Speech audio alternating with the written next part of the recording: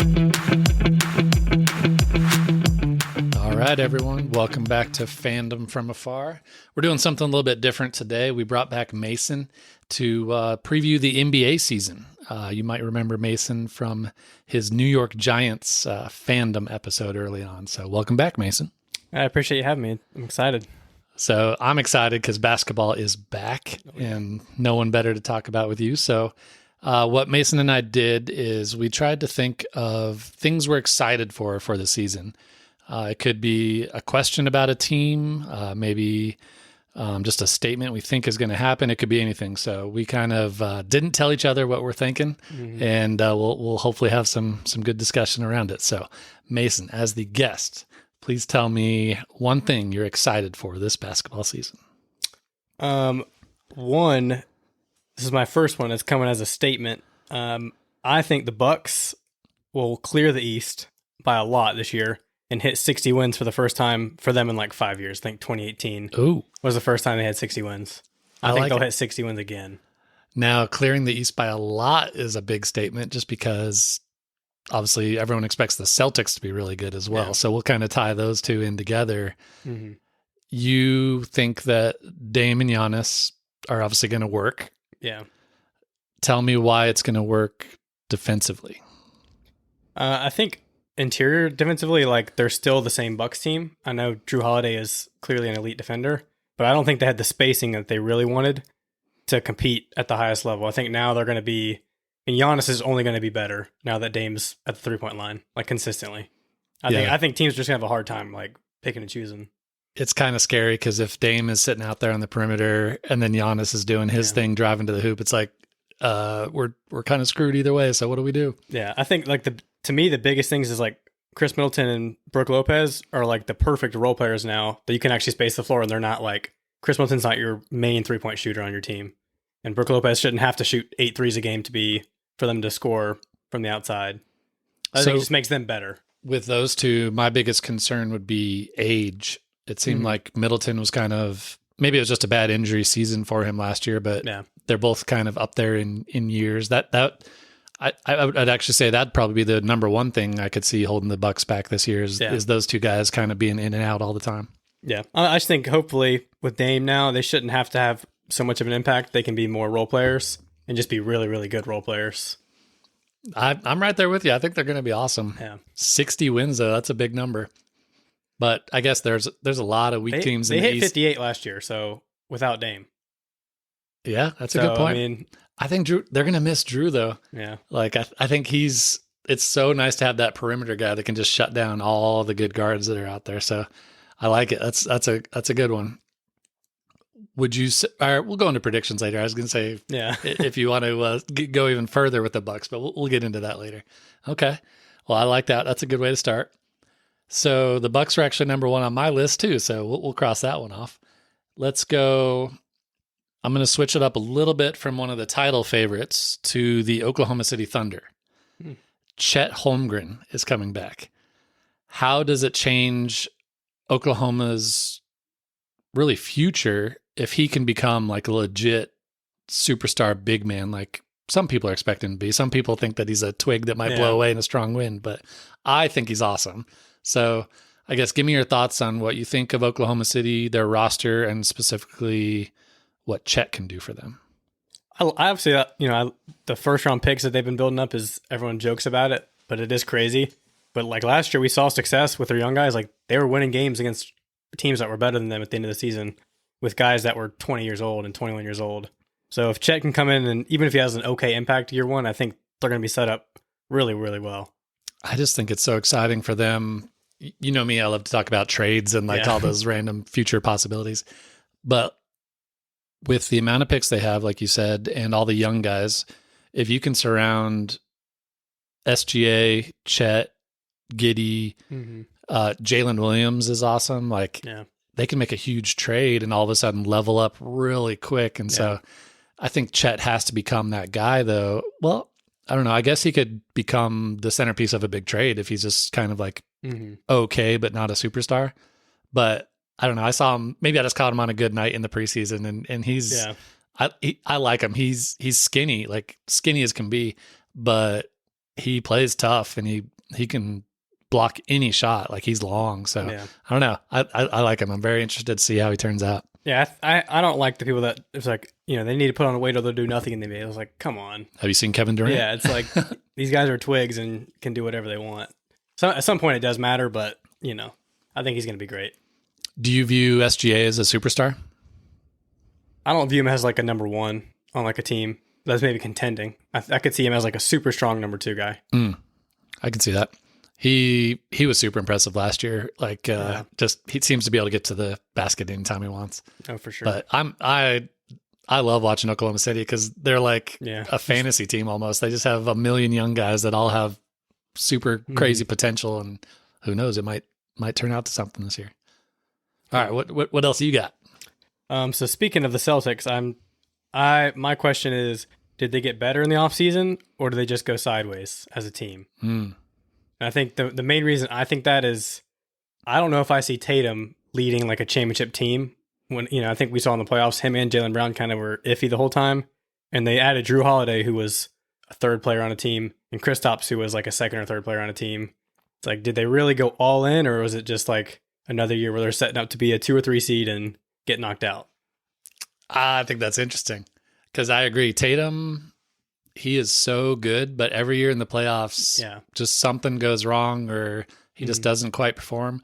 Well, I shouldn't say doesn't quite perform because we've seen him have games where he can't miss, but he hasn't done it yet. And everyone thinks of him as this level 1, tier 1 superstar, but eventually you gotta lead him all the way. So, that's a good question. Porzingis, I think we can say this for almost anything we bring up, but Porzingis, if he stays healthy, I think will be a big addition for him. But wait, which deal did they have to give up? Robert Williams in the Drew deal, or was it Porzingis? Porzingis was Marcus Smart. That was a 3 team. That's right. So, which to me, like Marcus Smart is just as important to that team as Porzingis could be. And there may not be that much difference between Marcus Smart and Drew defensively. Yeah. That's why I just don't know if they got better or just move some pieces around and it looks flashier, but it's still the same outcome, And Marcus Smart's kind of like the heart of their team. He's like their leader, but maybe that was part of their plan. They want Tatum to step up as a leader now, not just their best player. I guess the more I think about it, maybe they did just go sideways. It's just different players, but like I said, I've just seen them. We've seen them in the playoffs the last 2 or 3 years. I mean, they made the finals and then lost to the Warriors, right? But even last year, lost to a Heat team that really shouldn't have been there. They just all of a sudden caught fire game after game after game, like by role players like Tatum and Brown, and then they just paid Jaylen Brown ridiculous money. So he's interesting too because he's been in a million trade rumors and all that stuff. It's like at a certain point you got to be like, these guys don't really want me here, and like he's gonna want to get out of town too. So that's a good question. I think they're going to be awesome as long as they're healthy. I think as soon as one of those guys gets hurt, that kills them because I wouldn't say they're necessarily deep anymore. No. Al Horford's about 74 years old and Peyton Pritchard's fine, but like, I don't know. They used to be so deep with all their guys, but it seems like they kind of gave that up. Yeah, they kind of gave up the depth now for like a better starting 5, but like I said, is it a better starting 5 or does it look better on paper? So, well, remind me when we get into predictions. I'm interested to hear where you think they're going to finish. Yeah, because everyone's predicting Milwaukee, Boston. I still think they'll be like in the top 2 or 3. Yeah, I just don't know if we'll see them go far. Yeah, it'll be interesting. I like it. That was a good one. Let's do another young up and coming team, the Orlando Magic. Kind of a similar thing. They have so many young guys with potential, but do you see them fitting together, or do you see them needing to make a trade this year to really, I guess, help Paolo and Franz Wagner grow into superstars? Or do you even view them as superstars? Like, I guess I have 4 different questions for the Magic. No, I haven't even heard Paolo's name, I think, since draft night when we heard Wembanyama. Yeah. That's all they talk about now. People forgot. He had a really good year last year. Oh, yeah. I think the Magic, the biggest hump they have to get over is finding guards that actually work out and, do above what they're supposed to do. They just took 2, really high in this draft. So I think they know that's where they need to be. But like I said, if the guards work out for them, then sure, I see them going, growing really fast. And I'm surprised they haven't already. I loved Jalen Suggs coming out of college, but apparently he's just kind of turning into more of like a 3-and-D guy, not so much as a point guard. The young guy you were talking about, Anthony Black, I love him. Like I think he's one of those super athletes that also loves getting other people involved.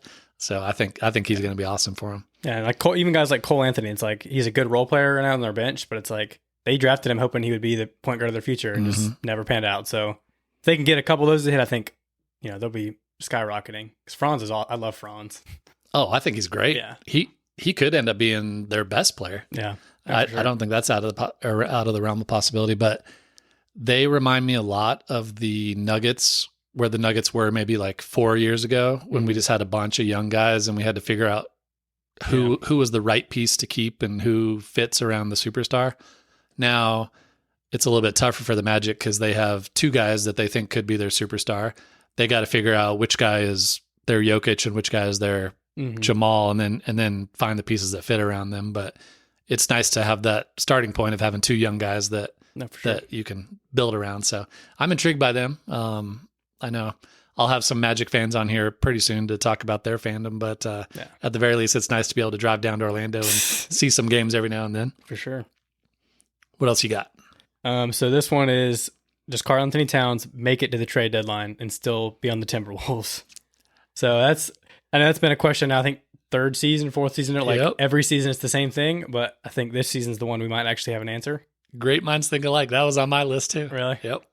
Yep. I agree. I think Minnesota's kind of realizing maybe he's not the superstar that everybody thought he was going to be, and that he's just kind of a weird dude. Yeah. And so, I feel like if I were the Timberwolves, I would for sure trade him, but they're probably going to want a superstar haul for him when every other team has seen the same thing over the last couple of years too, that he's not the guaranteed Hall of Famer that everybody thought he was going to be when he got picked number one, and everybody thought he was the number one guy to build a franchise around. Like that was literally like 3 or 4 years ago. He was GMs all ranked him like number one dude. I want Karl Anthony Towns. Just exactly. Crazy how it flipped. Now nobody would say that. Yeah. But he's a good shooter, but plays no defense, whines the referees all the time, and I don't know. I don't see him making others around him better. Yeah.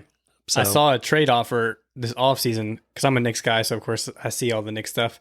And it's like, should the Knicks go after Karl Anthony Towns? And first of all, I don't even know where he'd fit on the Knicks team.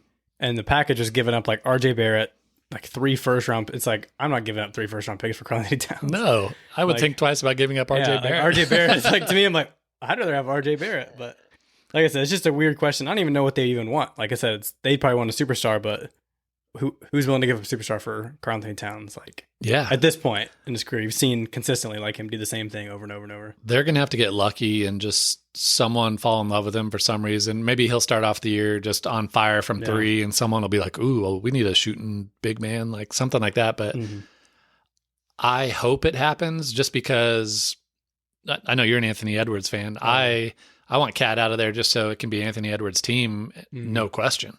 Just that way he can kind of ascend to the next level and be a superstar, because I think he's awesome.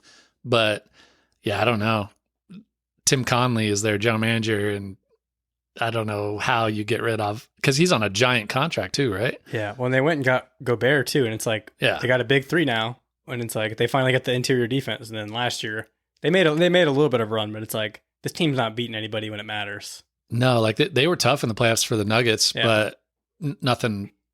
Not anything that it was going to beat the Nuggets, but I think that's a really good one. I think we can talk more about trades too if they don't come up, but I hope the Knicks don't get him, because obviously, I don't want any of those trades. Yeah, we're going to talk about the Knicks later, but I think that would be just putting an anchor on your team, and just in any hope that you guys have been building towards would be like gone.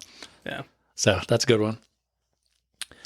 As much as I hate to do it, I'm going to talk about the Lakers on this one. Yeah. Yuck. So my question is, will the Lakers trade for Kyrie? Because have you heard the rumors that the Jared Vanderbilt contract and the D'Angelo Russell contract are perfectly in a match. Matched with Kyrie's contract that he signed. So everyone thinks that they're trading for Kyrie. So A, do you think they're going to do it? And B, if they do it, how will Kyrie tank the team and destroy their hopes? I think it's more of a Mavericks question because I feel like they did play well at the end of the year. That's a toss-up, man. Kyrie and Luka is like a weird combo. It sounds like deadly on paper, but like if they don't win quick, then Kyrie could easily be just gone. They could be unstoppable offensively, Kyrie and Luka. Yeah. But they could also give up 150 points, so like they may not win very many games being unstoppable like that. Yeah. So I don't even know what his value is at this point either, like Kyrie.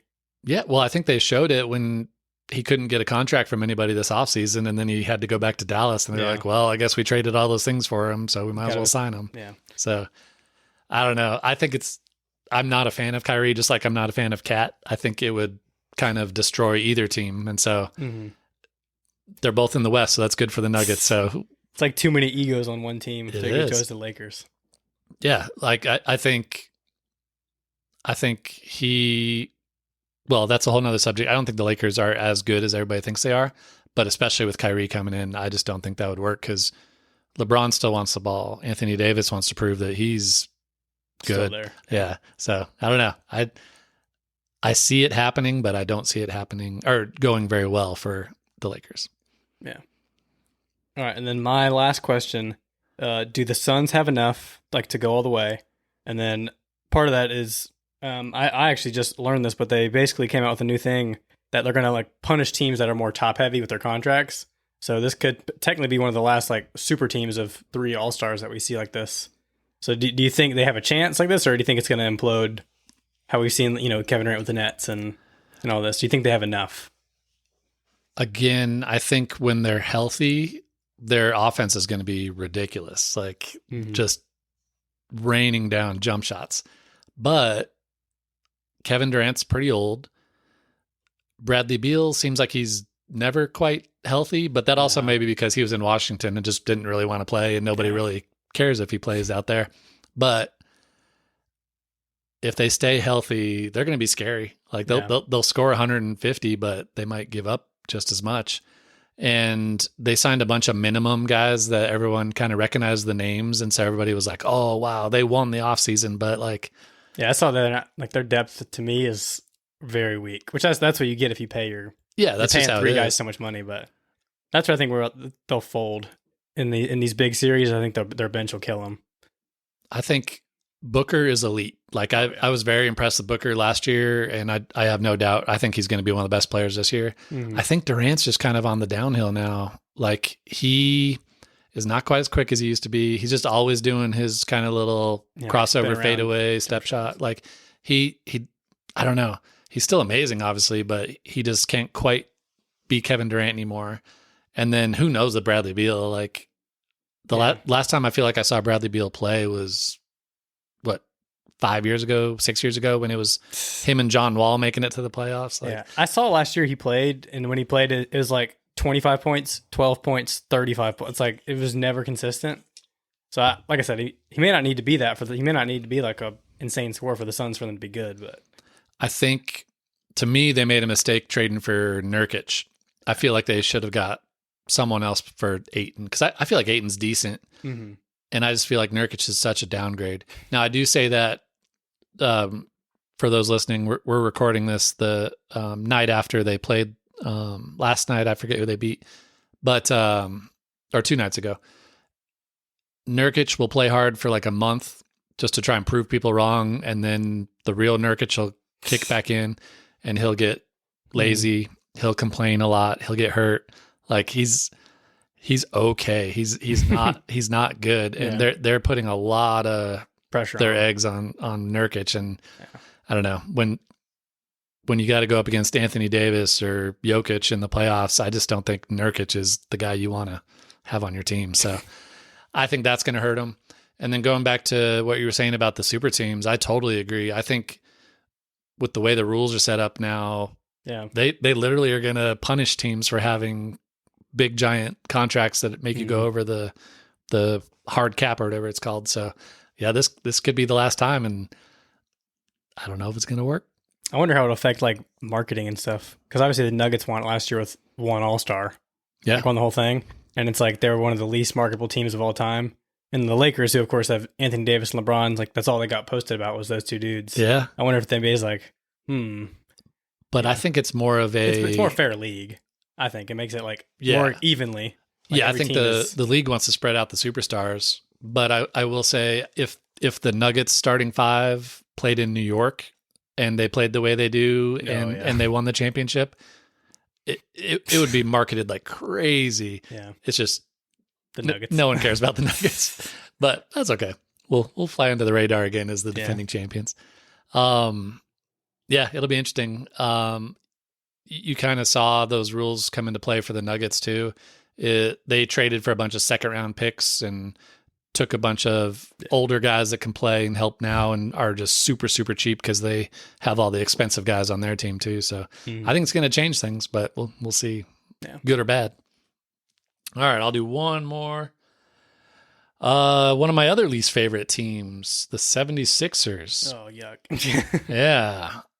So I think it's pretty much a given that Harden will be out of there. Some point. Because he's crying his way out, basically. Like, nobody wants him, and he still doesn't want to play for the 76ers. I don't know if you saw the story today. He finally came back because he's just been missing from the team. And they have a road trip coming up, and they said, why don't you just stay here? We're good. And he tried to get on the plane, and they had to have security stop him from getting on the plane. It's like, you couldn't write a soap opera like that and make it believable, but it's real. But that's not my real question. We all think that Harden's gone. Yeah. How soon after Harden leaves, because it doesn't seem like they're going to get much for him, will Embiid ask out? We've seen all the trade every year as the trade stuff, whatever. I mean, he did just win MVP on the Sixers. It was with Harden, but I mean, I think he might just stay. But I think he might ask for another person instead of Harden. And I think that's their plan. They're trying to build up all this cap space for next year. Yeah. It's almost, I think it's harder for you to go to another team and instantly become a better team. It's easier to just bring in a dude with people you've already played with so much. And so my question to that would be, at what point do we just say people don't like playing with Embiid? He's had some really good players around him. Yeah. Like, was Jimmy Butler the first kind of like I would say top level guy he had around him? Ben Simmons played really well. I wouldn't say Ben Simmons like now is great, but no, but Ben Simmons is a good player. He was close to all pro back then, right? Yeah. Or at least defensively. Number one overall pick. He's had James Harden. He's had Tobias Harris. He's had Tyrese Maxey's now Maxey. Beast. He's had a lot of help. Yeah. And he's not getting any younger. So to me, he almost feels like it's like the Celtics now, where it's like they have all these dudes, but it's like, is it enough when it really matters? Like Embiid is awesome. Mm-hmm. I enjoy watching him play. Like he's awesome. Never made it out of the second round. But it's like, yeah, like when it matters. Are you remember Embiid for being in the championship or his one MVP season? Always someone else's fault. Yeah. Got to get rid of the coaches. Got to get rid of the front office. Got to get rid of his sidekicks. At a certain point, it's got to be Joel's fault. So we'll see. 6 years down the road, it's finally his one. Yeah, really. Like 7 years. And his name may come up again when I ask you about the Knicks. Oh, gosh. So the way Mason and I did it, because you've seen throughout the conversation already, I can't help but bring up the Nuggets, and he's a big Knicks fan. I told him that our questions could not be about the Nuggets or Knicks because we would just guarantee one of those at the end. So I'm going to go first. We're going to talk about the Knicks. Perfect. So my question for you, and I'm going to have more, but my main question for you is, are Tibbs and Julius Randle good enough to lead the Knicks to, let's say, the Eastern Conference Finals or even the finals? Like, do you feel like they are pieces, or are they eventually going to have to go? I definitely think they're pieces. I mean, I've seen Randle just kind of not show up the last 2 years in the playoffs. It's been bad. But like the regular season, I mean, he's on fire. So I think if we get through the playoffs and he does a regular season game, like he pretends it's a regular season game, we might be in a better spot. Do you think the pressure gets to him, or like is it just a level of competition? Because it seems like he's a totally different player in the playoffs. No, I know. Well, like last year we played the Heat in the second round, and I'm like, dude, we got lucky. The Heat beat the Bucks. I'm like, I did not want to play the Bucks. And then the Heat give us a run for our money and take us out, I think, in 6 games. Yeah. Or maybe even 5 games. It's like, what happened to the team I just watched play 80 games? Like, Julius Randle did not seem to be there. But, I mean, like I said, I think him and Tibbs, we've seen more success with them than the past 10 years. So it's true. I don't know. Tibbs worries me because I feel like he takes the regular season so seriously that he burns everybody out. Yeah. And that's why they're tired come playoff time. Yeah. So I guess my next question is if you want to keep those guys, are the rest of the guys a championship team this year? Like, you have pretty much every Villanova player that ever played. Yeah. And obviously Kyle Bridges. Yeah. And we finish it off. Might as well. But do you feel like they're a championship team, or are they, for you, still level below Boston and Milwaukee? I think they're below Boston or below Milwaukee. I think they could take Boston. Yeah? Yeah. I think this season actually just depends on RJ Barrett, like 100%. Because if he could be like a 3rd star, then I think there isn't as much pressure on Randall. And because the chemistry they play with is all like, when I watch them play, Barrett has to have 20 points and we kill teams. But if he has anything less than that, it's like, our team can't score. So what would you say would be the year you're looking for out of Barrett for points, rebounds, assists? I would even just maybe like 23, 7, and 5. Like, doesn't have to be a superstar, but just be consistent. If you get that from him and add him into what Brunson and Randall give you, and then quickly, like, that's pretty solid. Yeah. Like, I don't think you need a superstar to win the finals. You just got to have people that are consistent, in my opinion. Well, and just like Miami showed, get hot at the right time. No, yeah, for sure. You'll be good to they go. Smoked us, dude. Yeah. Yeah. But I think something they were doing last year did that to everybody. So it's not like it was a Knicks problem. All right. You got a Nuggets question for me? I do. So without injuries, what is the one thing you think that could stop the Nuggets from going back to back? Because obviously they're the favorite. And I think since we've seen them even last year just kill people. Like, they're like in a whole nother league. Without any injuries, is there a team? Is there maybe a person downgrading that from their play last year? Like, what do you think it is that could stop you guys or really hurt you? So if they're healthy, I'm very confident in their ability to go back to back. But I will say the number one thing to hold us back would probably be the bench, because it's just really young. Mm-hmm. Our 6th man's going to be Christian Brown, who's in his 2nd year. We'll be depending on Peyton Watson, who's in his 2nd year a lot. We have 3 rookies. And then it's like Reggie Jackson, who's not young, which might be the opposite problem. He's getting up there in age. And so, the bench, we just have no idea what the bench is going to be. It could work out awesome where these young guys just have so much energy that they come around and fly and just kill people in transition. Or they might not know what a basketball looks like some nights, and Jokic has to play 46 minutes. So I think the bench should probably be the biggest thing that worries me about our chances to repeat. If it was another team, I'm going to say Milwaukee. Yeah. But obviously, if we are lucky enough to get to the finals and worry about Milwaukee, that's still a pretty great season. Yeah. But we always play Milwaukee pretty well. Giannis and Jokic they don't guard each other that much, but when they do, Jokic actually does surprisingly well just because he's so strong. Mm-hmm. Dame has killed us in the playoffs before. Yeah. Like, it seems like he just doesn't know how to miss whenever he plays the Nuggets, whether it's from 30 feet out or anywhere. Yeah. Like, he's amazing. So I would say our bench and Milwaukee are my biggest concerns. There you go. All right. So let's get into some predictions. You mentioned Milwaukee's going to win at least 60. Do you think anyone in the West can get up to that level as well? I don't think so. West is tough. Yeah. I think it's going to be like obviously the Nuggets will be the first team in the West, I think. But I have zero clue for number 2 through 8, or through 10 now with play-ins. You could see it being anyone.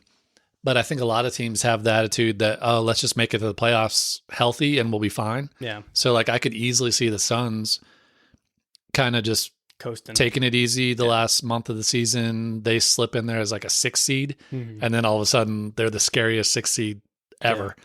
When we saw the Warriors last year as a 6 seed, they play the Kings, who like Kings are, everyone's rooting for the Kings. Yeah. Make it as the 3 seed, and then they lose in a tough series. But it's like, you guys killed it in the regular season just to get, lose to Curry, who like just kind of coasting. And same, Lakers finished seventh. Yeah. And so it was all the lower seeds that made it. So yeah, it'll be interesting because I think some teams have urgency and want to prove that they're good. Like you said, the Kings. Mm-hmm. I think the Grizzlies really want to prove something without Ja. And then I think Oklahoma City wants to show that they're not just a young, fun team anymore. They want to show that they can actually win some games. So, and then there's the older teams that want to prove that they're still championship material. So you got like the Clippers. Lakers, oh my goodness, the Clippers. I always forget about them. They play basketball. Yeah. But like the Warriors, the Suns, they're not young. Mm-hmm. They kind of have a small window here where they can't really coast too much, but at the same time, they don't want to push too hard and be injured. So I think the West is going to be so fun. Besides the Rockets, maybe everyone could be decent. Maybe the Jazz. I feel like maybe the Jazz are still outside, but besides that, I could see everybody else competing. Because the Spurs will have Wemby, so I think he's gonna be awesome. I think he's legit. Yeah. He's gonna be good no matter what. So I don't know. I could see the Nuggets being number 1. And then if I had to guess right now, I'd say it's probably going to be, I'll say Phoenix 2 and Golden State 3. I think Golden State will be like 4 to 5. I don't think the Chris Paul thing's going to work, but I think Golden State's good enough anyway. I think in the playoffs, it'll be awesome to have Chris Paul, but like until then, it's like just too much. Yeah. What about, so Milwaukee won in the East. Who's your 2 and 3 out there? I think you may have teased it earlier. Yeah, I think Boston will still be 2 or 3.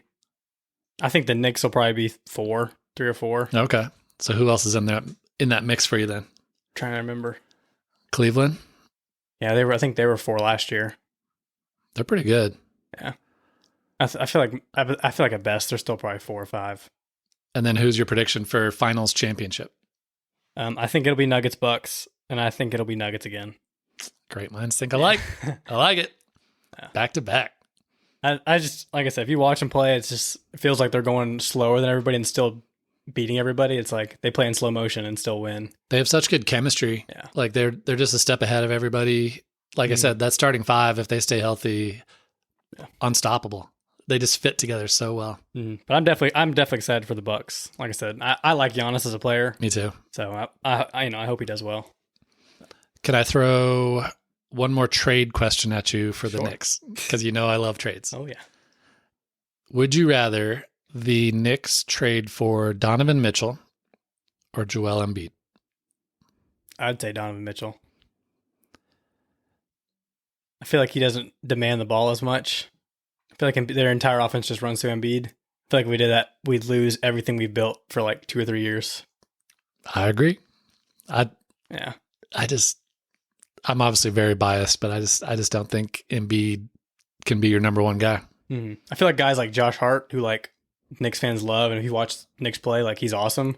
I feel like on a team with Embiid, Josh Hart would be a nobody. Yeah, like you wouldn't hear his name. He'd be standing around watching him. Yeah. He'd have the best seats in the house. I feel like he'd just take away half the guys that like have an impact on our team now wouldn't have an impact. So to me, it wouldn't be worth it. I like it.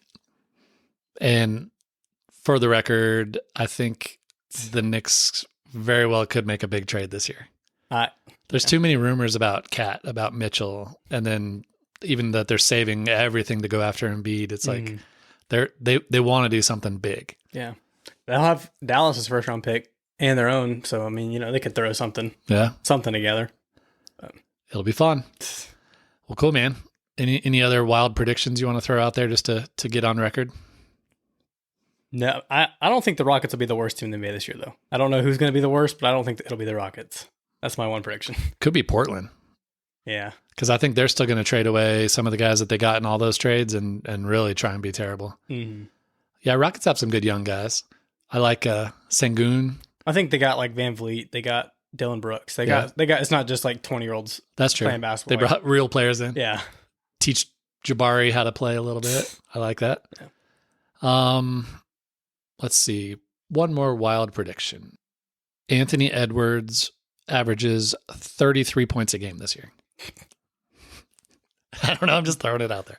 He could. I think if Cat's gone, he definitely could. Yeah, there you go. Okay. Well, cool, man. I appreciate it. It's going to be a fun season. Yeah. And I'm sure we'll have you back on to talk Go more Knicks. when we're not just guessing what's happening and we can actually talk about what has happened.